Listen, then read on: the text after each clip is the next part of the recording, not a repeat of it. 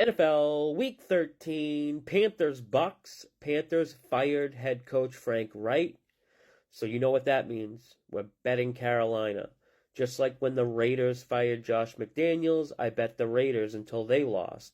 The new head coach angle bump is real, especially when the coach that gets fired isn't liked by the players. The Panthers special teams coach, Chris Tabor, is promoted to the interim head coach, and Thomas Brown, the offensive coordinator, is back to calling plays, which is what the players wanted.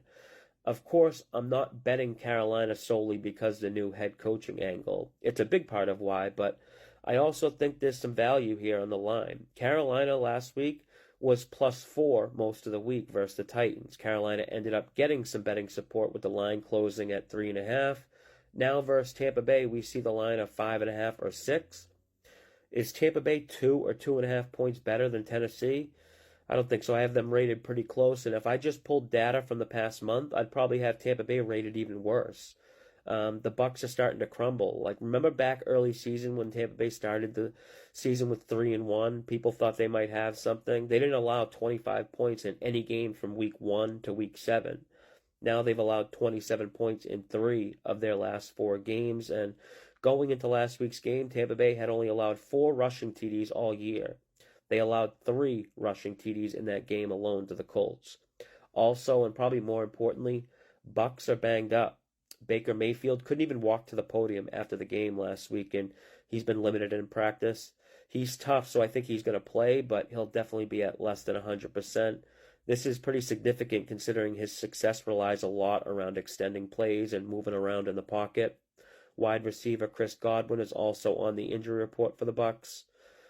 Obviously betting Carolina isn't easy. They average 12 points per game over their last 5 games, and all 5 of those games have gone under the total. Panthers they're dead last in takeaways. Nothing comes easy for them, but Tampa Bay -5.5 just can't be the way to go. It's similar to like the Steelers game. Tampa Bay's in a role change here as a bigger size favorite, and it's tough to back teams like this that haven't shown they can win by margin. Plus, another thing I like is the Bucs are one of those teams where their offense looks so much better playing from behind.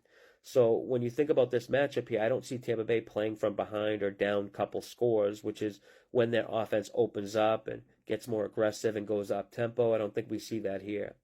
A prop bet I really like too, and I've already bet, is Bryce Young rush props over.